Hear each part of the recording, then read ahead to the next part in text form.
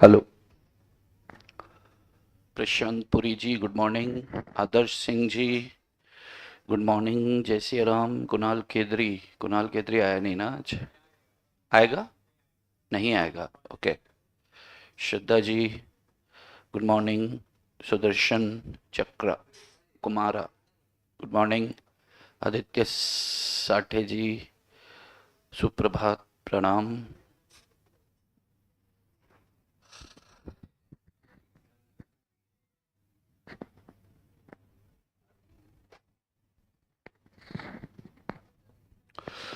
हम लोग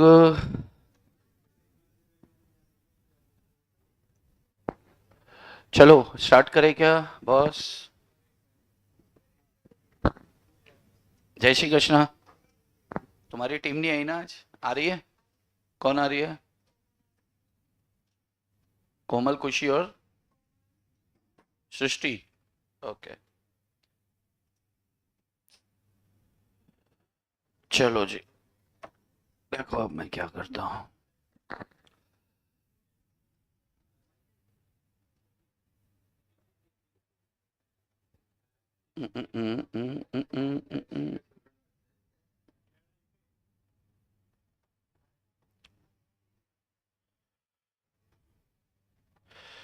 चलिए जी, हम लोग कुछ पढ़ रहे थे। बेलमेंट। बेलमेंट ऑलमोस्ट कंप्लीट हो गया था। आपने कितने लोग ने जाके देखा घर पे विद डॉक्यूमेंट्स देखा? कि जितना पढ़ा उतना देख, जितना हमने लिखा उतना देखा?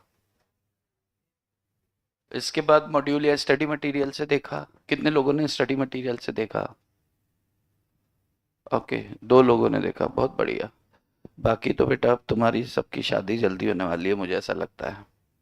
क्योंकि रिजल्ट पॉजिटिव नहीं आएगा तो घर वाले क्या बोलेंगे? शादी तो कर लो कम से कम, है ना? तो अब फिर तुम्हारी शादी जल्दी होगी, बधाई हो। चलो, चलो जी। बेलमेंट एंड प्लेज अपना टॉपिक चल रहा था और ये टॉपिक ऑलमोस्ट कवर्ड है, ऑलमोस्ट कंप्लीटेड है। या यूं मैं कह सकता हूँ कि ये कंप्लीट हो चुका है। डे वन पर हमने जितने इसके पावर्स और ड्यूटीज पे डिस्कस कर लिया था, तो उसमें ये काफ़ी हद तक ख़त्म हो गया। उसके बाद कल हमने चार पांच टॉपिक्स, यानी कि कल हमने प्लेज वर्सेस बेलमेंट भी हमारा हो गया था, है ना? और उसके बाद प्लेज कौन कौन रख सकता है अगर वो नॉन ओनर ऑफ गुड्स है तो क्या होगा, प्लेजी की क्या ड्यूटीज होंगी, राइट्स होंगे, और पॉनर पौनी के राइट्स ड्यूटीज वो भी अपन ने लिख के ख़त्म किया था, राइट? और इसके अलावा जनरल लीन और पर्टिकुलर लीन एक छोटी सी टॉपिक बच गई थी जिसके ऊपर भी हमने डिस्कशन करके ख़त्म कर दिया था और आपने शायद लिख लिया होगा। लिखा? मैं चेक करना चाहता हूँ जो कल नहीं आया था और उसकी कॉपी में लिखा हुआ है क्या। तो मैं आता हूँ अभी, एक मिनट इनका चेक करके। ऑनलाइन गाइस, आ रहा हूँ मैं आपके पास। जो कल नहीं आए थे, लिखा है? बहुत बढ़िया। नहीं, नहीं, नहीं, क्यों नहीं? हाँ, किधर है? स्क्रीनशॉट दिखाओ, निकाल दिखाओ। अच्छा, तुम तो आए थे। हाँ,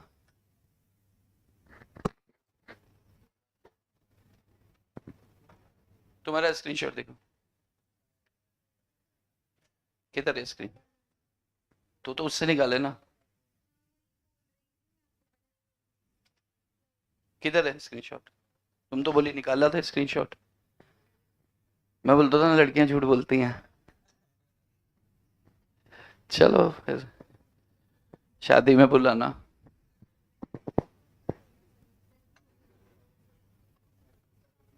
चलो, तो एक टॉपिक अब आपको आता है, एजेंसी, कॉन्ट्रैक्ट ऑफ एजेंसी। आज आज इसके ऊपर सिर्फ कहानी सुनो, कल इसको खत्म कर देंगे। कल आना चाहते होगे? संडे कल? कल लॉ के अलावा कोई और क्लास नहीं हो पाएगी। कल अकाउंट्स भी नहीं है कल। और क्या होता है? इकोनॉमिक्स, मैथ, मैथ भी नहीं है कल। 2 घंटे के लिए बुला ले बस।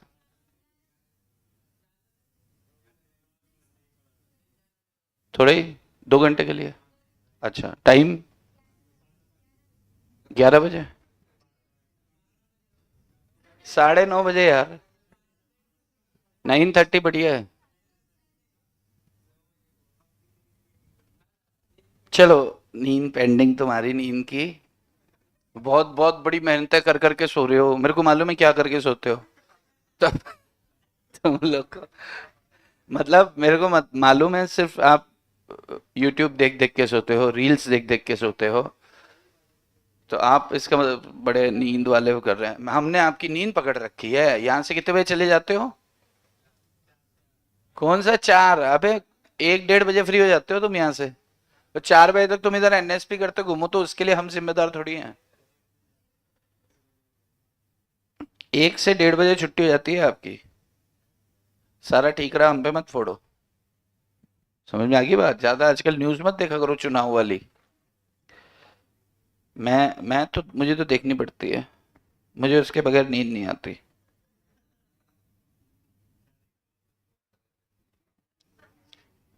कर लेंगे, बहुत जल्द करेंगे, तुझे जरूर बुलाएंगे। ऐसे कैसे बिना इनवाइट किया जाएगा बे? हम वहां पहरेदार बैठाएंगे। तू रहने दे भैया, पहरेदार को बांध के रख लेंगे तुझे वहां पे, चक्कर में रहना, राजस्थान है वो हमारा। हाँ, पानी भी वहां पे बड़ा मुश्किल से मिलता है। सर कल का आज ही पढ़ा दो। सर जी एक बार लॉकर और गोल्ड का एग्जाम्पल बता दीजिए प्लीज, समझा नहीं था इसलिए। एक बार फिर से सुन लो। अगर आपने लॉकर में गोल्ड रखा, अगर आपने लॉकर में गोल्ड रखा, तो वो बैंक के लॉकर में गोल्ड रखा तो वो बेलमेंट नहीं होगा। उसके पीछे रीजन क्या है? डिलीवरी ऑफ गुड्स एब्सोल्यूट नहीं है। एब्सोल्यूट क्यों नहीं है? क्योंकि लॉकर की चाबियां आपके पास हैं। अगर लॉकर की चाबियां आपके पास नहीं होती तो सारी जिम्मेदारी बैंक की होती। लेकिन चाबियां आपके पास है तो आप कभी भी माल ले जा सकते हो, तो फिर बैंक जिम्मेदार नहीं होगा। राइट?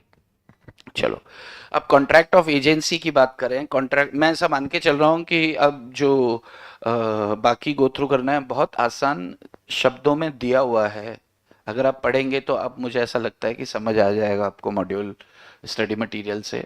तो नहीं पढ़ेंगे उसका कोई इलाज ही नहीं है यार, है ना? आप इतना फ्री रहते हो, इच्छा ही नहीं करती आपकी पढ़ने की। तो कोई बात नहीं, शादी में बुलाना ना। चलो, एजेंसी, कॉन्ट्रैक्ट ऑफ एजेंसी क्या होता है? इसमें दो पार्टीज होती हैं। एक होता है एजेंट, एक होता है प्रिंसिपल। सिर्फ ध्यान से सुनना, आज लिखेंगे कुछ नहीं, आज सिर्फ डिस्कस करेंगे कंसेप्ट क्या है। अगर ये अभी कॉन्सेप्ट खत्म हो गया तो कल चैप्टर खत्म हो जाएगा, और कल चैप्टर खत्म हो जाएगा तो इसका मतलब आपका कॉन्ट्रैक्ट एक्ट पूरा कल निपट जाएगा। क्योंकि कॉन्ट्रैक्ट में 3 नए टॉपिक जुड़े थे। पहला, अपन ने इससे पहले क्या पढ़ा था? Contract of indemnity and guarantee, वो अच्छे से हुआ अपना, है ना? और बेलमेंट एंड प्लेज, ये भी ठीक से हुआ है। और एजेंसी भी अगर अपन ने अच्छे से निपटा दिया तो ये मान के चलना कि 10 नंबर का पोर्शन है ये। और ये तीन तीन में से कोई 2 क्वेश्चन आपको आएंगे, आने चाहिए। बाकी फिर आते हैं नहीं आते हैं वो इंस्टीट्यूट के हाथ में है। चलो, तो जय श्री राम, जय श्री कृष्णा, जय श्री राम, जय Shri Krishna. Contract of agency में क्या होता है कि दो पार्टीज होती हैं इसमें। दो पार्टीज के बीच में कॉन्ट्रैक्ट होता है। एजेंट और प्रिंसिपल के बीच में रिश्ते को क्या कहते हैं? ये रिश्ता क्या कहलाता है? एजेंसी कहलाता है। इन दोनों के बीच में एक रिलेशनशिप होता है। इस रिलेशनशिप को अपन क्या बोलते हैं? एजेंसी बोलते हैं। एजेंसी, आपको पहले से जो सारी चीजें पहले से पता है वो इसके अंदर लिखा हुआ है। आपको जो पहले से पता है वो इसके अंदर पहले से लिखा हुआ है। तो कॉन्ट्रैक्ट ऑफ एजेंसी आपके लिए कुछ नया नहीं है। ये कौन से कॉन्सेप्ट पर निर्भर, ये कौन से कॉन्सेप्ट पर चलता है? तो करे कोई, भरे कोई। एजेंट, अब एजेंट क्या करता है इसके अंदर? एजेंट थर्ड पार्टी के साथ किसी भी तरह का कॉन्ट्रैक्ट करके आता है। एजेंट किसके साथ कॉन्ट्रैक्ट करता है? Contract with third party.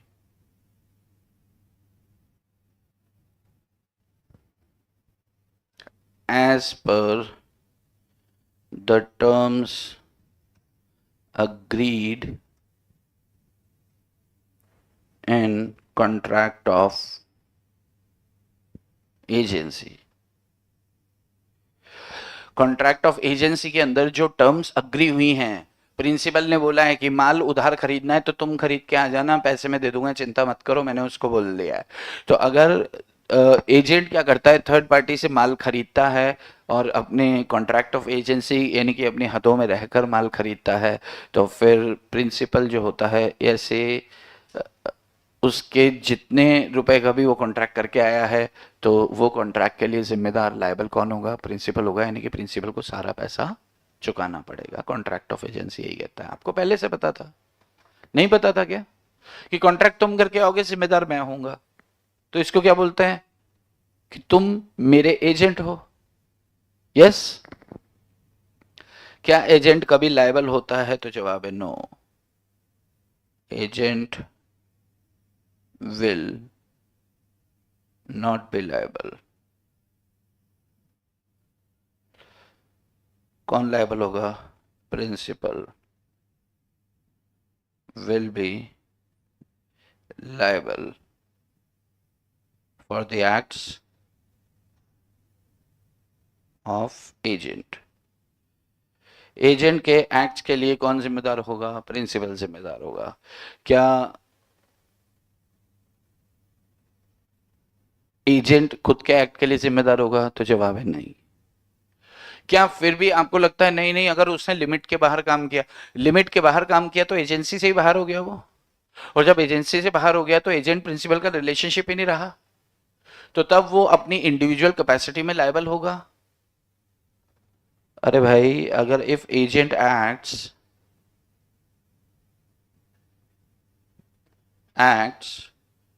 Beyond the limits, अगर वो बियॉन्ड द लिमिट्स एक्ट करता है तो agent shall be personally liable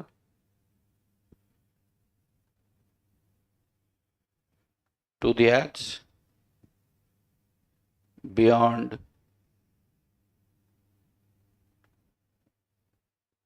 his powers. अगर एजेंट क्या करता है कि अपनी हदों से बाहर जाकर कॉन्ट्रैक्ट करता है, अपने लिमिट से बाहर जाकर कॉन्ट्रैक्ट करता है, तो उसके लिए वो व्यक्तिगत रूप से जिम्मेदार होगा, उसके लिए वो पर्सनली लायबल होगा। ठीक है जी, बड़ी अच्छी बात है। अब सवाल है, ए ने क्या किया? बी के लिए सी से, ए ने क्या किया? ए कौन है? एजेंट है। बी कौन है? प्रिंसी है, प्रिंसिपल है। और सी कौन है? Third party. ए ने क्या किया? सी से माल परचेज किया, गुड्स परचेस्ड 1 लाख रुपए का ऑन क्रेडिट। 1 लाख रुपए का उधार माल खरीदा। इन दोनों के बीच में क्या है? कॉन्ट्रैक्ट ऑफ एजेंसी है, तभी प्रिंसिपल एजेंट नाम दे रहे हैं अपन इनको। ठीक है।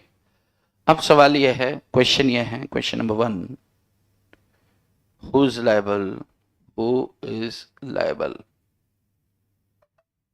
To pay ₹1,00,000। अगर क्वेश्चन इतना सा है तो हु इज लायबल आप बता सकते हैं कि यहां पे लायबल कौन होगा?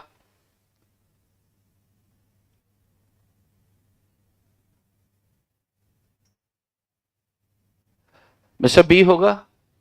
अरे एजेंट कभी लायबल होता है क्या? एजेंट कभी लायबल नहीं होता है। एजेंट कभी लायबल होता है क्या? एजेंट कभी लायबल नहीं होता है। अच्छा, अब मुझे एक बात बताओ, मिस्टर एक्स ने appoints mister Y mister X ने मिस्टर वाई को अपॉइंट किया और उसको क्या बोला कि तुम मेरे क्या हो, एजेंट हो, तुम मेरे क्या हो, एजेंट हो। मिस्टर वाई की उम्र कितनी है, 16 साल। लेकिन ये मैच्योर है, दिमाग से मैच्योर है, और ये पिछले 4 साल से किसी और के पास काम कर रहा है।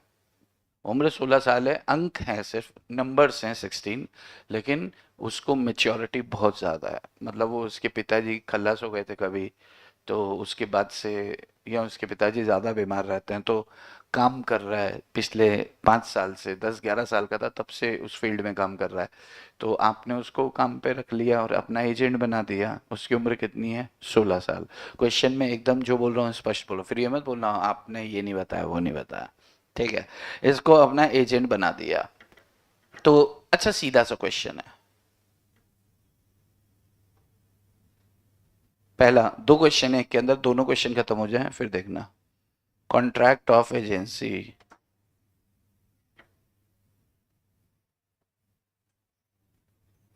वैलिड है क्या, पहला क्वेश्चन। और दूसरा क्वेश्चन है, इफ मिस्टर वाई परचेज्ड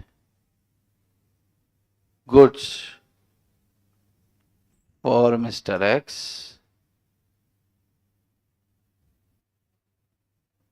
कौन सा वाला था यार, इसमें था ना कुछ। हाँ, अरे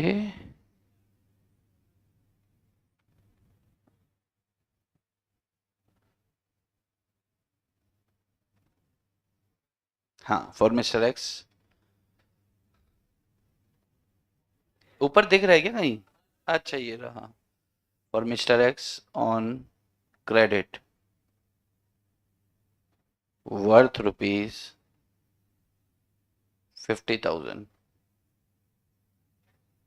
who is liable to pay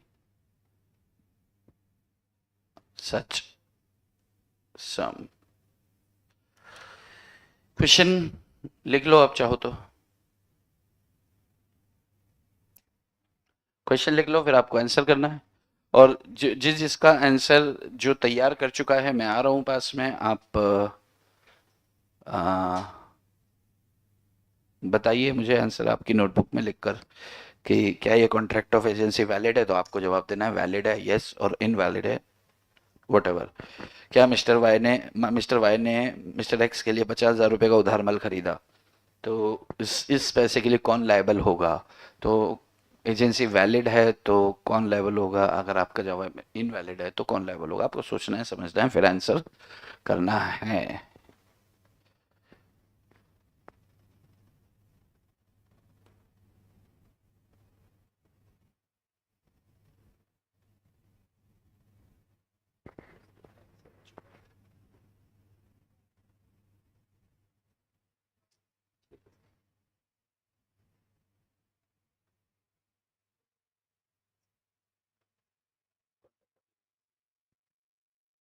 ठीक,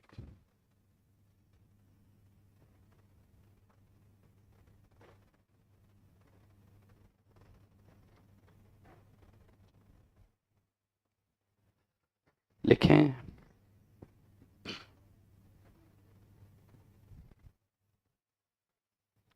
मॉड्यूल है क्या किसी के पास, अभी तुम्हारे पास था ना मॉड्यूल ही, हाँ।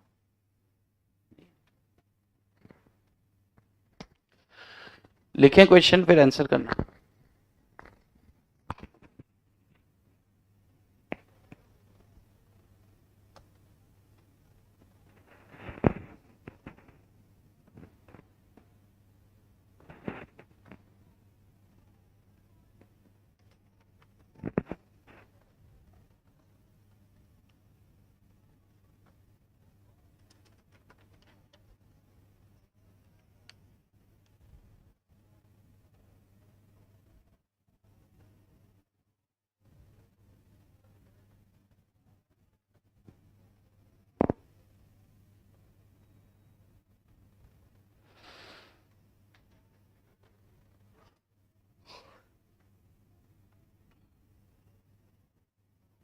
यस,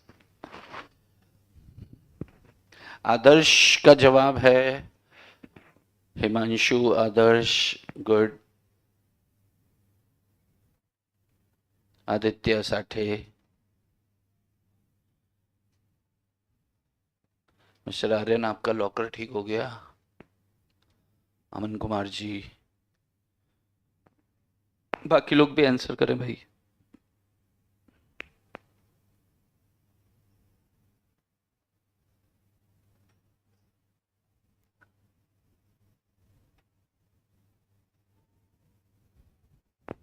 हाँ, तो क्या आंसर है भाई? हाँ चिन्मय क्या बोलते हो? कॉन्ट्रैक्ट वैलिड है। चिन्मय बोलते हैं कॉन्ट्रैक्ट वैलिड है, आदर्श बोलते हैं इनवैलिड है, प्रशांत पुरी बोलते हैं इनवैलिड है, एक्स लायबल होगा, आदर्श बोलते हैं इनवैलिड है, एक्स लायबल होगा, हिमांशु बोलते हैं इनवैलिड है, एक्स लायबल होगा, तमन्ना चौधरी बोलती हैं वैलिड है, लायबल होगा। आप क्या बोलते हैं? वैलिड है, लायबल होगा। आप तमन्ना चौधरी के साथ जाएंगे? ओके, इधर आप क्या बोलते हैं? वैलिड है, और कौन लायबल होगा? एक्स लायबल होगा। आप भी तमन्ना चौधरी के साथ हैं? यस, वैलिड है, इनवैलिड है। इनवैलिड क्यों है? वो माइनर है तो क्या हुआ? किसने बोला? माइनर कोई भी कॉन्ट्रैक्ट नहीं कर सकता, किसने बोला? मैं बोला आपको ऐसा?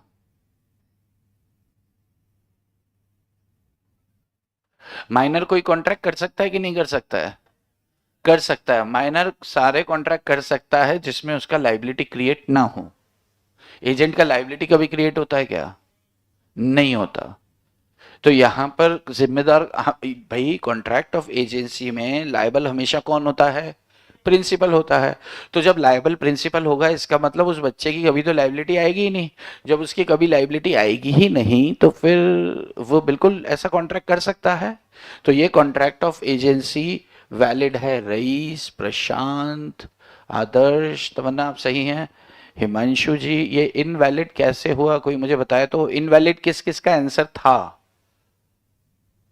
आपका भी इनवैलिड था। आपको बात समझ में आ रही है? भाई, एक बच्चे ने कॉन्ट्रैक्ट किया है आपके साथ, और वो बच्चे का उसमें लाइबिलिटी क्रिएट नहीं होता, तो हमने तो बहुत चीख चीख के इस प्रोविजन को पढ़ा था। बात किए थे ना अपन, कि ऐसा मत समझ लेना कि बच्चा कॉन्ट्रैक्ट नहीं कर सकता। बच्चा ऐसा कॉन्ट्रैक्ट नहीं कर सकता जिसमें उसका लाइबिलिटी क्रिएट होता है। और यहाँ कॉन्ट्रैक्ट ऑफ एजेंसी में लायबल हमेशा कौन होता है? प्रिंसिपल होता है। तो प्रिंसिपल अगर लायबल होगा, बच्चा लायबल होगा ही नहीं, तो फिर ये कॉन्ट्रैक्ट इनवैलिड कैसे होगा? कॉन्ट्रैक्ट तो वैलिड होगा। यस, क्लियर है? लेकिन साहब, अगर वो अपनी लिमिट के बियॉन्ड जाके काम करता है तब तो लायबल होता है वो एजेंट। हाँ, अगर वो अपनी लाइबिलिटी के बियॉन्ड जाकर काम करता है तो कॉन्ट्रैक्ट ऑफ एजेंसी माना ही नहीं जाता। और जब कॉन्ट्रैक्ट ऑफ एजेंसी माना ही नहीं जाएगा तब भी एक्स लायबल नहीं होगा। एक्स ही तो है। हाँ, तब भी। अरे यार, एक्स है ना, ऑनर तो एक्स है ना। अरे भाई, आप मुझे एक बात बताओ कि अगर मान लो कि एजेंट जो है, एजेंट अगर with in the boundary, with in the limits अगर काम करता है तो उसके लिए उसका प्रिंसिपल जिम्मेदार होता है। अगर आउटसाइड लिमिट्स काम करता है तो उसके लिए प्रिंसी जिम्मेदार होता है क्या? नहीं होता। आउटसाइड लिमिट्स काम करता है तो उसके लिए प्रिंसी जिम्मेदार होता है? नहीं होता। आउटसाइड लिमिट काम किया मतलब उसने एजेंसी से बाहर जाकर काम किया, और एजेंसी से बाहर जाकर जो भी वो काम करेगा वो एजेंसी में कवर नहीं होगा। अब बात आती है, एक बच्चे ने अगर अपनी लिमिट्स में रहकर काम किया तो हर बार जिम्मेदार तो प्रिंसिपल ही होगा, तो बच्चा कॉन्ट्रैक्ट कर सकता है। लेकिन अगर बच्चे ने लिमिट्स के बाहर जाकर काम किया तो प्रिंसिपल तो वैसे भी, चाहे बच्चा हो चाहे बड़ा हो, लिमिट्स के बाहर जाकर कोई भी काम करता है तो प्रिंसिपल जिम्मेदार होता ही नहीं है। यस, तो आउटसाइड, हाँ, लेकिन थर्ड पार्टी को नुकसान है। अगर हमने एक बच्चे को काम पे रखा है और उस बच्चे ने लिमिट्स में काम किया तो थर्ड पार्टी को कोई दिक्कत नहीं है। लेकिन थर्ड पार्टी ने सोचा इस बच्चे को बेवकूफ बना देता हूं मैं, बच्चा ही तो है, इसको मैं मूर्ख बना देता हूं। तो थर्ड पार्टी ने उसे मूर्ख बनाया, बच्चे बच्चे के साथ लिमिट के बाहर कॉन्ट्रैक्ट कर लिया ताकि मेरे ऊपर सूट फाइल कर सके। बच्चा अपने घर पे बैठ के रो रहा है और वो मेरे ऊपर सूट फाइल किया, तो मैंने बोला भाई वो तो लिमिट के ऊपर था, लिमिट के ऊपर था, तो बोलेगा तुम था तो तुम्हारा एजेंट, मैं क्या करूं यार, मुझे क्या मालूम। नहीं नहीं नहीं नहीं नहीं, मैंने आपको बोल के रखा था कि भाई साहब 10,000 से ज्यादा को उधार माल मत देना बच्चा, आपने 1 लाख का दे दिया। अरे तो हर बार लेके जाता है तो उसकी गाड़ी में रखवा दिया था यार मैंने, आपको डिलीवरी लेनी चाहिए थी। नहीं नहीं नहीं, आपने दिया क्यों, इतना ज्यादा दे क्यों दिया। मैंने ना सिर्फ उसकी लिमिट बांध रखी है, वो लिमिट आपको भी बता रखी है। तो आप कल को ये बहाना नहीं मार सकते कि यार मुझे क्या पता उसकी क्या लिमिट है यार। अरे हाँ, जब आपको भी ज्ञान है उसको भी ज्ञान है, तो दोनों मिलके मेरे को मूर्ख तो नहीं बना सकते हो। तो एक काम करो, उसी से लो। अब ये बच्चे के पास गया, बच्चा माल बेच के पैसे हजम कर चुका है। अब ये फंस गया third party, third party suit file नहीं कर सकता। राइट। तो अगर किसी बच्चे को हम एजेंट बनाते हैं तो रिस्क किसके लिए है, थर्ड पार्टी के लिए है। वो भी तब जब वो बियॉन्ड द पावर्स एक्ट करता है। बियॉन्ड द पावर्स में प्रिंसिपल जिम्मेदार नहीं होगा, वो व्यक्तिगत रूप से जिम्मेदार होता है एजेंट। और यहां पर एजेंट क्योंकि बच्चा है तो पर्सनली लायबल हो नहीं सकता वो। तो यानी कि थर्ड पार्टी की गलत चाल, गलत सोच क्या होगी, उसको हरवा देगी केस। बात समझ में आती है। अच्छा एक बात बताओ,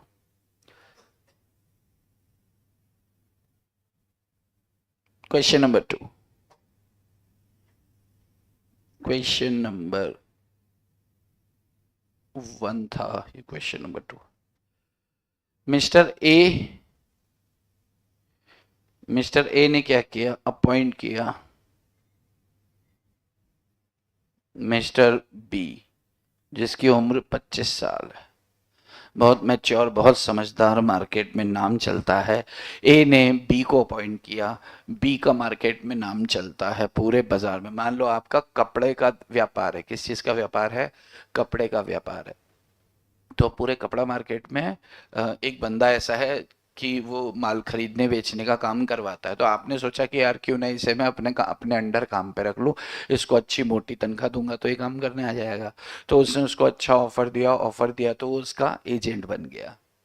क्या बन गया, इसका एजेंट बन गया। एजेंट कौन बना, मिस्टर बी। किसका एजेंट बना है, प्रिंसी का। प्रिंसी कौन है, मिस्टर ए। मिस्टर ए की उम्र कितनी है, 16 साल। कितनी है, 16 साल। मिस्टर बी की उम्र कितनी है, 25 साल। तो अब मिस्टर बी ने क्या किया, इसकी उम्र कितनी है, 25 ईयर्स। इसने थर्ड पार्टी के साथ कितना कॉन्ट्रैक्ट किया इसने, 2 लाख रुपए क्रेडिट का कॉन्ट्रैक्ट किया। माल उधार खरीदने संबंधित इसने कॉन्ट्रैक्ट किया। तो क्वेश्चन क्लियर है आपको। यहां पर ए प्रिंसिपल है, बी उसका एजेंट है। ए 16 साल का है, बी 25 साल का है। बी ने क्या किया, बाजार में जाके ए के लिए कॉन्ट्रैक्ट किया 2 लाख रुपए का। अब ये 2 लाख रुपए का कॉन्ट्रैक्ट, क्वेश्चन ये है, दो क्वेश्चन है। क्या ये कॉन्ट्रैक्ट वैलिड है, अगर ये वैलिड है तो क्या बोलते हैं, हु इज लायबल। वैलिड का मतलब आपको एजेंसी देखनी, क्या एजेंसी वैलिड है कि नहीं। तो क्या ये एजेंसी वैलिड है, AGENCY। अगर एजेंसी वैलिड है तो कॉन्ट्रैक्ट, जैसे पहले एजेंसी वैलिड थी तो कॉन्ट्रैक्ट वैलिड था, अभी एजेंसी वैलिड है क्या, जवाब आता है यस और नो। तो उसके आधार पे आपको बताना पड़ेगा कि ये 2 लाख रुपए देने के लिए कौन जिम्मेवार होगा। मैं आपको दे रहा हूँ 1 मिनट का समय, सोचें, तब तक मैं इनसे बात करके आता हूँ। चलो बताओ जरा। हाँ, तनिष्क। नो, कॉन्ट्रैक्ट वैलिड होगा या वॉइड होगा, पहले बताओ। वैलिड है, कॉन्ट्रैक्ट वॉइड होगा तो ए कैसे होगा फिर। हाँ, लाइबिलिटी बी की होगी, कॉन्ट्रैक्ट वॉइड होगा, वॉइड होगा।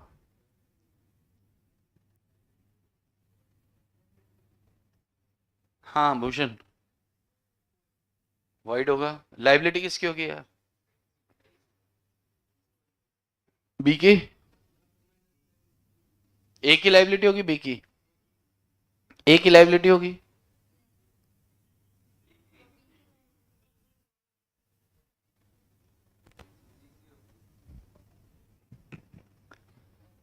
ए की लायबिलिटी होगी कि बी की लायबिलिटी होगी? दोनों की क्यों नहीं होगी भाई? उधार माल खरीद रहे हो आप बाजार में जाके, अगर आपका, अरे भाई, यस, जनता, ऑनलाइन जनता आंसर करो, फिर मैं आता हूं। Agency will not be valid because in this contract the liability of minor is created, so the contract is void ab initio. किसी का कहना है कि भाई साहब अगर प्रिंसिपल माइनर है तो एजेंसी वैलिड नहीं होती, void ab initio होता है, राइट? क्यों? क्योंकि हमेशा लाइबिलिटी किसकी क्रिएट होनी है? प्रिंसिपल की, और माइनर की कभी लाइबिलिटी क्रिएट हो नहीं सकती। तो ए और बी के बीच में कोई अगर एजेंसी बनी है तो वो वाइड एब इनिशियो, यानी कि वो वैलिड नहीं मानी जाएगी। अब एजेंसी वैलिड नहीं है, अब एजेंसी जैसी कोई चीज ही नहीं है, माल कौन खरीद रहा है तो पैसे देगा, माल कौन खरीद रहा है? बी, तो पैसे कौन देगा? बी देगा, आसान है। तो यहां पर एजेंसी वैलिड नहीं है, एजेंसी वैलिड नहीं है। भूषण ने आपको गलत बताया तनिष्क, ये यहाँ पे एजेंसी वैलिड नहीं है, और यहाँ पे लायबल कौन होगा? मिस्टर बी लायबल हो गए। बी कौन है? जो एजेंट है, जो एजेंट है 25 साल का बंदा, वही लायबल होगा। इनवैलिड, वॉइड एब इनिशियो। बहुत बढ़िया, शिवम देवकर जी। शिवम देवकर ही वही है क्या इधर बैठता है जो शिवम नाम है उसका? ओके, चलिए। अब क्या होता है कि कुछ केसेस में ना,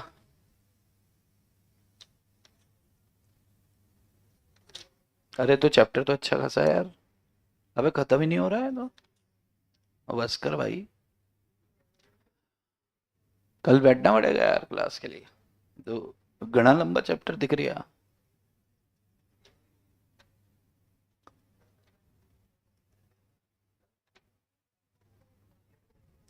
अच्छा, एक एजेंट की एक एजेंट की क्या क्या ड्यूटीज होती हैं? एजेंसी होता क्या है, क्लियर है? ठीक है, तो लिखो duties of agent.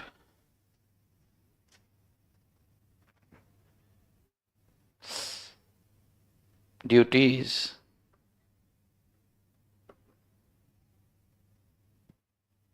Of agent.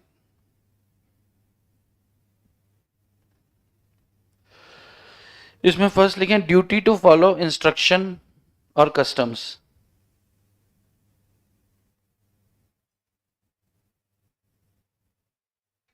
Duty to follow instruction और कस्टम्स।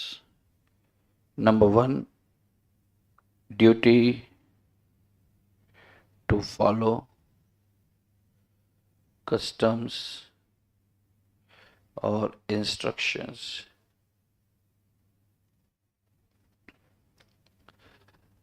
नंबर 2 लिखो duty of reasonable care and skill. Duty of reasonable care and skill. देखो पहली ड्यूटी क्या कह रही है कि ड्यूटी टू फॉलो इंस्ट्रक्शन वगैरह की बातें चल रही हैं, ठीक है? मतलब आपको अपने प्रिंसिपल, आपकी क्या ड्यूटी है? आप एजेंट हो, यानी कि आप किसी के पास काम कर रहे हो, उसके बदले वो आपको कमीशन दे रहा है या सैलरी दे रहा है, जो भी दे रहा है, ठीक है? तो उसके लिए आपको क्या क्या ड्यूटीज, क्या आपके कर्तव्य हैं उसके प्रति? तो पहला कर्तव्य यह है कि जो निर्देश वो दे रहा है उन निर्देशों का पालन करें, अपनी अपनी ना चलाएं।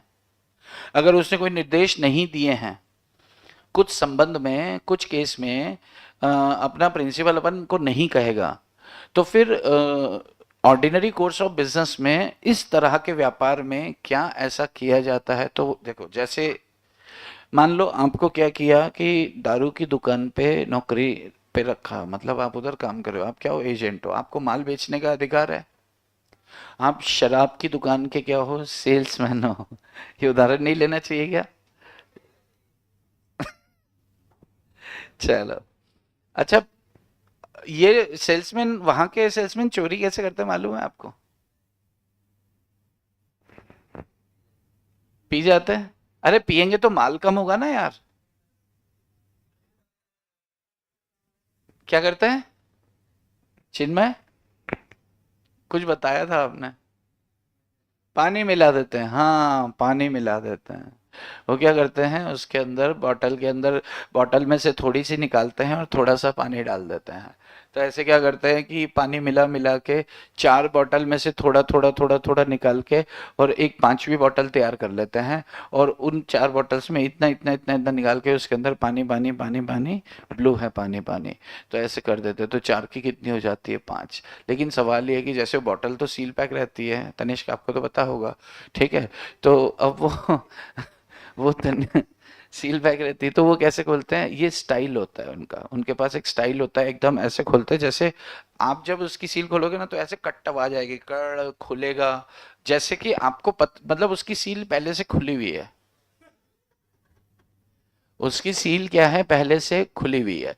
और वो उनके पास ऐसा स्टाइल होता है कि पूरा ढक्कन एज इट इज बाहर निकाल देते हैं सील समेत। और फिर हाँ कलाकार होते हैं वो, फिर उसमें से निकाल लेते हैं, फिर वो ढक्कन ऊपर रख के ठक से मारते हैं, तो एकदम कट से आवाज आती है और वो वापस से सील बन जाती है।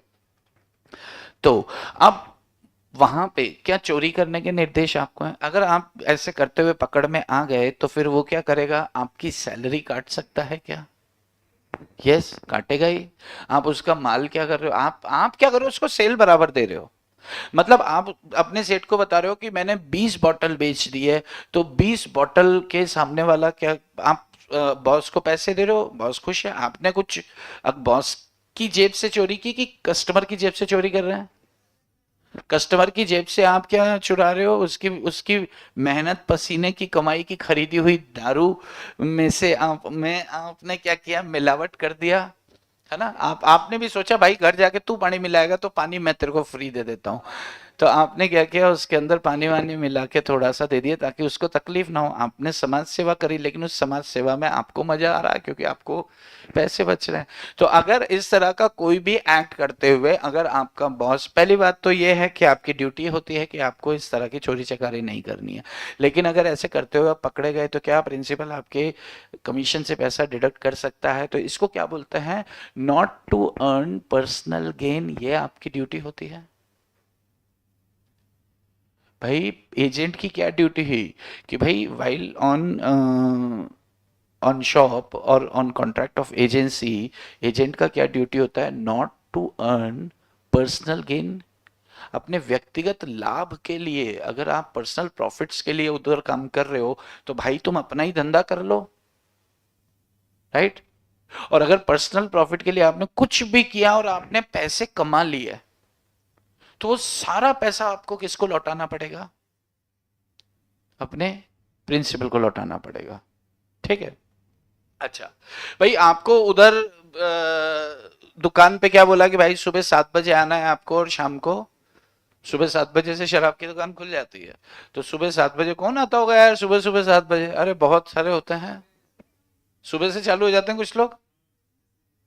अरे इंतजार करते हैं, आप देखना कभी भी शराब, आप कभी भी घर से इधर आओ और शराब की दुकान के शराब की दुकान दिखती है ना, तो उसके आसपास देख लेना कोई तो बेचारा बैठा होगा इंतजार करते हुए कि कब खुलेगी। तो आपको सुबह 7 बजे आना है और शाम को 8 बजे आप दुकान बंद कर देंगे, 8 बजे से ज्यादा आपको खोल के नहीं। इधर भी 8 बजे का रूल है क्या कि खुलती है लेट तक, 10 तक खुलती है? अच्छा, उधर राजस्थान में 8 बजे का है, 8 बजे से 1 मिनट भी ऊपर हुआ तो पुलिस का छापा पड़ जाता है, आपकी दुकान सील कर सकता है। तो पौने 8 बजे वो लोग शटर डाउन कर देता है। वो बात और है, शटर डाउन हो जाता है लेकिन साइड विंडो तो चालू रहती है, शटर के नीचे से चालू रहता है, ऐसा तो होता ही है। लेकिन हाँ कानूनन देखा जाए तो 8 बजे उधर बंद। तो आपकी ये ड्यूटी है। अच्छा, अब उसने आपको ये बताना से भूल गया कि भाई तुझे माल जो बेचना है उधार नहीं बेचना है। तो अब एक बात बताओ कि वो कस्टम्स क्या कहते हैं, ऑर्डिनरी कोर्स ऑफ बिजनेस में क्या होता है, क्या माल उधार बेचा जाता है क्या? उधार बेचा जाता है क्या? शराब की दुकान की बात कर रहा हूं मैं। शराब की दुकान के कस्टम्स क्या कहते हैं कि क्या वहां उधार माल बेचा जाता है? नहीं। दवाई की दुकान के कस्टम्स क्या कहते हैं, क्या माल उधार बेचा जाता है? नहीं। दवाई उधार मिलती है? अरे दवाइयां कौन उधार देता है? मेरे ख्याल से तो नहीं मिलती हैं। भाई आपके चाचा की दुकान है तो बात अलग है। अरे आपके पड़ोस में आपका चाचा है, आपके डैड का दोस्त है तो बात अलग है, वो तो व्यक्तिगत होगी। क्या वो दुनिया को बांटते हैं उधार? तो जवाब है नहीं। किराने की दुकान है तो क्या उधार बेचना होता है? बिल्कुल आम बात होती है। यस। तो जो ऑर्डिनरी कोर्स ऑफ बिजनेस में जो उस बिजनेस के कस्टम्स हैं, तो उनको फॉलो करना आपका ड्यूटी होता है। तो आपके ड्यूटी में क्या दो चीजें फॉलो करनी होगी? एक तो इंस्ट्रक्शंस, जो इंस्ट्रक्शन दिए हैं आपको उनको फॉलो करना है, और दूसरा जहां इंस्ट्रक्शन नहीं दिए हैं तो वहां पे आपको देखना है कि अगर इस पर्टिकुलर व्यापार में क्या प्रथा है, उस प्रथा को आपको फॉलो करना है। अगर नकद के अलावा माल नहीं बेचा जाता तो आप भी नहीं बेच सकते। एक बंदा आता है, भाई कल दे दूंगा पैसे, मेरे को दारू की बोतल दे दे, पी पा के भूल जाएंगे। यस। तो इस धंधे में उधार चलती है क्या? बिल्कुल भी नहीं चलती। लेकिन आपका कहना है कि नहीं, हम तो लेके आते हैं दो दो पेटी, मेरे चाचा लेके आता है। तो आपके चाचा लेके आते हैं तो जिसका ठेका है उससे उनकी अच्छी परिचय होगा, अच्छा बनती होगी जिसकी दुकान है। अदरवाइज इस कस्टम के अंदर उधार नहीं मिलता, इस कस्टम के अंदर उधार नहीं मिलता है। चलो, सेकंड होता है duty of reasonable care and skill. Duty of reasonable care and skill का मतलब क्या है कि आपको बिल्कुल इस तरीके से उधर काम करना है जैसे कि आपकी अपनी दुकान हो। भाई आप उधर बैठ के क्या कर रहे हो? आप उधर बैठ के काम कर रहे हो, आप क्या हो? उसके एजेंट हो, किसी बंदे के एजेंट हो। तो अब आपको मान लो कोई लॉस होता हुआ नजर आ रहा है, किसका? अपने प्रिंसिपल का। तो अगर आप मालिक होते तो आप कैसे बिहेव करते? तो बिल्कुल मालिक की तरह बिहेव करना है, क्योंकि मालिक उपस्थित नहीं है और आपको वहां बैठा रखा है। बात समझ में आती है? वो कहते हैं ना कि तुम एजेंट हो तो जब तक मैं उपस्थित नहीं हूं तो इसे बिल्कुल अपनी ही दुकान समझ के चलो। अपनी ही दुकान मतलब अगर जहां पर नुकसान होते नजर आता है तो अपन दौड़ कर भाग जाते हैं, बाहर जाते हैं और नुकसान को बचाते हैं ना। तो जैसे आपकी अपनी दुकान होती तो आप क्या करते? तो आपको बिल्कुल वही ड्यूटी और केयर और स्किल से आपको काम करना है। राइट। ओके। नेक्स्ट आता है duty to render proper accounts.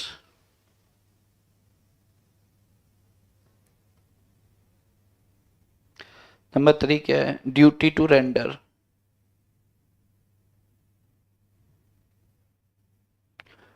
Proper accounts.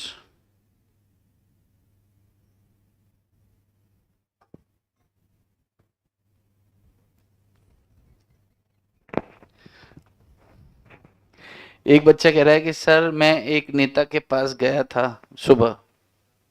अभी देखो ये 12th पास फाउंडेशन का बच्चा, और मतलब बातें देखो बड़ी बड़ी, उसको कुछ तो बोलना है होशियारी के लिए। देखो आप, इसे बोला सर मैं कल एक नेता के पास गया था सुबह 7 बजे, तो दारू लेके जाना था तो दुकान खुली नहीं मिली।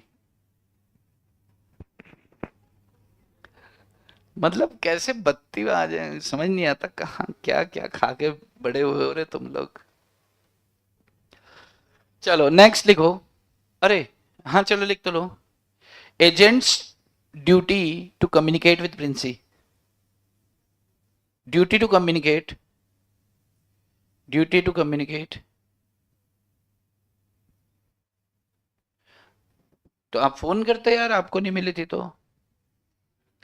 भाई इनको नहीं मिली तो इनको फोन करना चाहिए था, दुकान पे नंबर लिखा होता है। सर सच बोल रहा हूँ। अच्छा, तो नेक्स्ट टाइम फोन करना।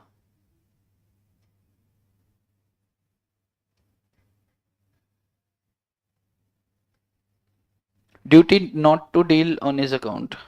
नंबर 5, ड्यूटी, मैं घर पी के भांग पे चला गया था। मैं घर पी के भांग पे चला गया था, ये क्या हुआ? इसका मतलब क्या हुआ?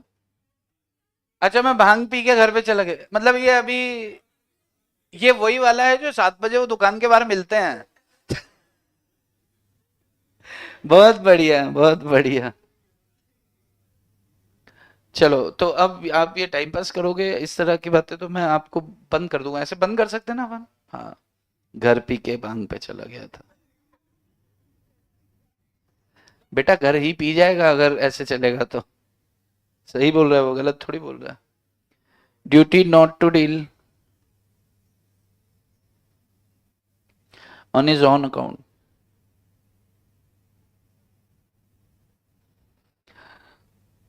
Next लिखो, duty not to make secret profits. Duty not to make secret profits.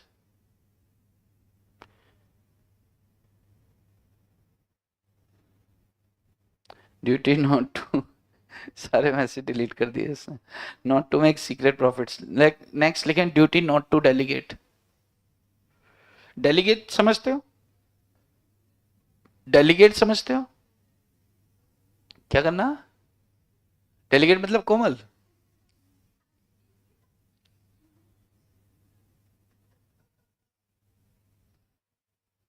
वारी delegate. Duty to pay sum received for principal. Duty to pay sum received for principal.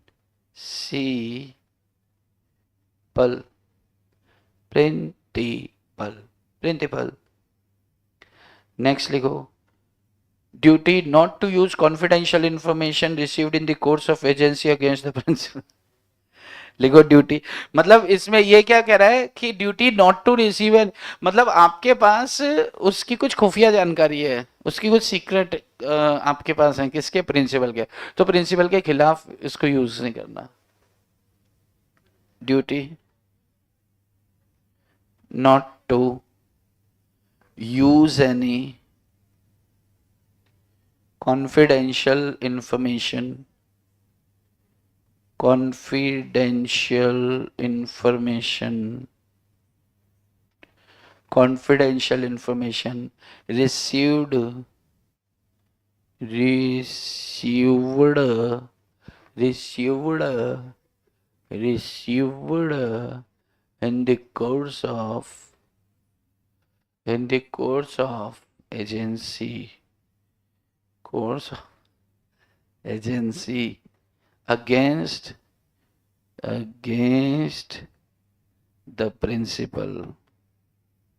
the principal. अबे खत्म ही नहीं हो रहे हैं, क्या है? पागल वागल है क्या?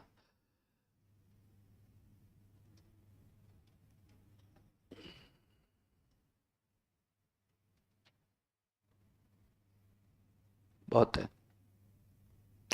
चलो इसमें से 3-4 अभी देख लेते हैं, बाकी अपन 2-3 अभी देख लेते हैं, बाकी बाद में देखते हैं. नंबर 1 हो गया, नंबर 2 हो गया. नंबर 3 क्या कह रहा है? Duty to render proper accounts. Duty to render proper accounts मतलब यार देखो, एजेंट क्या कर रहा है कि एजेंट किसके लिए काम कर रहा है? प्रिंसिपल के लिए काम कर रहा है. तो उसकी दुकान पर बैठा है, तो प्रिंसिपल हर महीने आता है, हर 3 महीने में आता है. तो एजेंट का क्या ड्यूटी है कि उसको हिसाब किताब दे दे. खत्म. Duty to render proper accounts का मतलब क्या है? बिना हेरफेर किए उसको हिसाब किताब देने का कर्तव्य होता है. किसका? एजेंट का. अरे साहब देता नहीं देता है तो वो अपने कर्तव्य का उल्लंघन कर रहा है, वो कॉन्ट्रावेंशन ऑफ ड्यूटीज कर रहा है. लेकिन उसका ड्यूटीज क्या है कि भाई अगर आपको तनख्वाह दे रहा है अगला, तो यार उसको प्रॉपर हिसाब दो कि कितना माल बिका, कितना खरीदा, कितना वेस्ट हो गया, कितना टूट फूट हो गया. तो आपकी ड्यूटी कि आप उसको क्या करो? प्रॉपर अकाउंट्स बताएं. Duty to communicate with principal के साथ कम्युनिकेट करता रहे. कम्युनिकेट मतलब बातचीत करता रहे. कोई भी प्रोजेक्ट उसकी नजर में आता है, सामने आता है, और उसको लगता है कि यार अपन अपने सर को बोलता है कि अगर इनको समझ में आ गया तो ये कॉन्ट्रैक्ट को स्वीकार कर लेंगे तो प्रॉफिट्स होने की संभावना है. तो वो क्या करेगा? अपने प्रिंसिपल को कम्युनिकेट करे. ऐसा नहीं हो कि यार वो देख रहा है नुकसान होता हुआ तो भी ना कहे. भाई आपने क्या किया? मिस्टर एक्स को एजेंट अपॉइंट कर लिया और 10 एम्प्लॉयज काम कर रहे हैं, उनके ऊपर आप हो. तो अगर वो 10 में से कोई बदमाशी कर रहे हैं जिससे नुकसान हो रहा है आपके मालिक को, तो आपको मालिक के साथ कम्युनिकेट करना बनता है कि नहीं? राइट. नेक्स्ट आता है duty not to deal in his own account. भाई अपने खाते में ट्रांजैक्शन ना करें. आपके बॉस ने बोला कि यार ये पर्टिकुलर ट्रांजैक्शन आपको करना है, आपको लग रहा है कि यार इस ट्रांजैक्शन में तो 20,000 का फायदा है और 1 घंटे में फायदा है, तो अपन एक काम करते हैं कि बॉस के खाते में नहीं करके अपन डायरेक्ट अपने अकाउंट में कर लेते हैं. आपने डायरेक्ट अपने अकाउंट में ट्रांजैक्शन कर लिया तो क्या माना जाएगा कि न सिर्फ आपने ये वाली ड्यूटी का ब्रीच किया कि यार आपको अपने खाते में ट्रांजैक्शन नहीं करना है, बल्कि आपने अगर उससे सीक्रेट प्रॉफिट बनाए हैं, आपने उससे अगर गुप्त लाभ बनाए हैं, तो वो लाभ भी आपको लौटाना होगा। किसको? आपके प्रिंसिपल को लौटाना होगा। यस। तो आपने जितने प्रॉफिट्स कमाए हैं, आप किसको लौटा दो? आपके प्रिंसिपल को लौटा दो। चलो, नेक्स्ट है ड्यूटी नॉट टू डेलीगेट। यहां पे डेलीगेट का मतलब होता है, डेलीगेशन ऑफ अथॉरिटी होता है कार्यों का भरारपण। मतलब आपको जो कार्य मिला है वो कार्य किसी और को आप सौंप नहीं सकते। यानी कि प्रिंसिपल ने मेरे को बोला कि एक काम करियो यार, ये पर्टिकुलर ट्रांजेक्शन आपको करना है, ये कार वहां पे डिलीवर करनी है। मान लो हमारा कार का शोरूम है, तो बॉस ने अपन को अपॉइंट कर रखा है, तो बॉस से बोला कि यार ये वर्मा जी की कार है, ये वर्मा जी को कार डिलीवर करके आओ, सर्विस पे आई थी। मैंने बोला जी जनाब। अब उसने मेरे को बोला, मैंने सोहम को बोला, मैं कौन होता हूं सोहम को निर्देश देने वाला? आप अपने काम को किसी और को नहीं बांट सकते हो। बात समझ में आ रही है? नॉट टू डेलीगेट का मतलब है कि आपने अपने अंडर में दो बंदे। भाई क्या होता है कि जैसे मैं राजस्थान रोडवेज की बात बता रहा हूँ। राजस्थान रोडवेज में सरकार ने पहले, अच्छा पहले क्या होता था, बस ड्राइवर बस कंडक्टर सब सरकारी तनख्वाह पे होते थे। लेकिन ड्यू टू प्राइवेटाइजेशन सरकार ने बोला कि यार इस रूट पे 2 करोड़ हमें दे दो और ये बस तुम्हारी, ड्राइवर हम दे देंगे, कंडक्टर तुम अपना लगाओ और काम चलाओ। यस। तो अगर मान लो कि आपकी नौकरी लगी है, आपकी नौकरी गवर्नमेंट जॉब है, लेकिन आप तो नौकरी पे जा ही नहीं रहे हो, आपने एक लड़का रखा हुआ। भाई सरकार दे रही है तनख्वाह एक कंडक्टर, कंडक्टर समझते क्या, जो टिकट बांटता है। सरकार एक कंडक्टर को तनख्वाह दे रही है 40,000 से 50,000 रुपए। उसका काम क्या है? टिकट बना के देना है बस, और कुछ काम नहीं है, और शाम को हिसाब बना के देना है। तो उस कंडक्टर ने सोचा कि यार मैं बिजनेस करता हूं कुछ, और ये टिकट काटने के लिए तो एक लड़के को बिठाएंगे, 10,000 में उसको रोजगार भी मिलेगा और वो खुश भी रहेगा, घूमता फिरता रहेगा। तो उसने एक लड़के को नौकरी पे रख लिया। क्या इस तरह रख सकते हैं क्या? आपकी सरकारी नौकरी और आप किसी और को काम दे रहे हो, ऐसे अलाउड है क्या? नहीं, ऐसे अलाउड नहीं है। तो डेलीगेट मतलब होता है कि अपने अपनी ड्यूटीज किसी और के ऊपर आप डाल के नहीं जा सकते हो। बात समझ में आ रही है? तो इसको बोलते हैं delegation is not permissible. Next आता है ड्यूटी टू पे सम रिसीव्ड फॉर प्रिंसिपल। अगर प्रिंसिपल के लिए कोई पैसा, मतलब थर्ड पार्टी आपको कोई पैसा देगी कि बॉस को दे देना, तो बॉस को दो। थर्ड पार्टी अगर आपको कुछ पैसा देगी, मान लो 25 लाख की पेमेंट आपको आई, उसने बोला कि यार भाई साहब आप एजेंट हो ना उनके, कि हाँ, कि उनको साहब को पहुंचा देना, रसीद दे दो। आपने रसीद दे दी, पैसे साहब को नहीं पहुंचाए, पैसे आपने घर ले लिया। आप घर जाते ही आपने बीवी को बोला कि आज तो मैं तुम्हें खुश कर दूंगा, बीवी ने बोला कैसे, आपने पैसे उड़ाए ऐसे। वो नाच रही है, शीला शीला की जवानी, I am too sexy for you, मैं तेरे हाथ, आपने बोला साला हाथ नहीं आनी, ऐसे कैसे हाथ नहीं आनी, 25 लाख है। तो आप 25 लाख रुपए लेकर चले गए हो घर, तो वो 25 लाख आपके वो शीला के लिए हैं क्या? किसके लिए थे? प्रिंसिपल के लिए थे। बराबर है? तो आप ऐसा मत करो कि वो पैसा उसका है तो उसको, उस पैसे को लौटा दो। Duty not to use any confidential information. अगर आपको आपके बॉस से संबंधित, आप उधर बिजनेस कर रहे हो, आपको आपके बॉस के बारे में बहुत सारी नेगेटिव सूचनाएं पता चली हैं कि इनकम टैक्स का हेरफेर कहीं तो हुआ है, जीएसटी का हेरफेर कहीं तो हुआ है, और आप उन सूचनाओं को लेकर अधिकारी को क्या बोल रहे हो? अधिकारी को बोल रहे हो कि साहब यहाँ पे रेट डाल दो, आप कौन हो? एजेंट हो। साहब यहाँ पे रेट डाल दो, आपको अच्छी खासी रिश्वत मिलेगी। कितनी रिश्वत? 10 लाख मिलेगी साहब।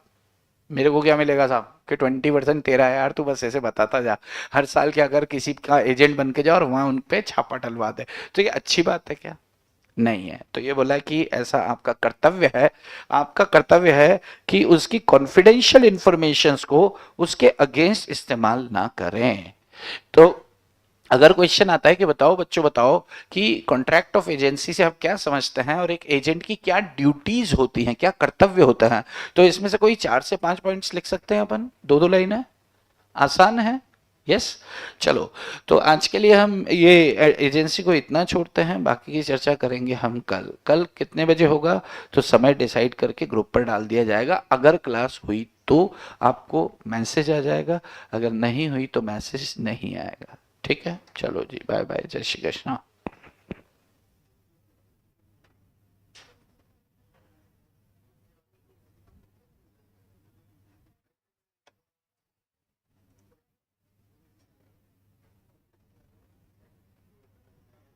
कॉन्ट्रैक्ट एक्ट कब तक खत्म होगा? कॉन्ट्रैक्ट एक्ट कल खत्म कर देंगे, अगर कल क्लास हुई तो कल खत्म हो जाएगा।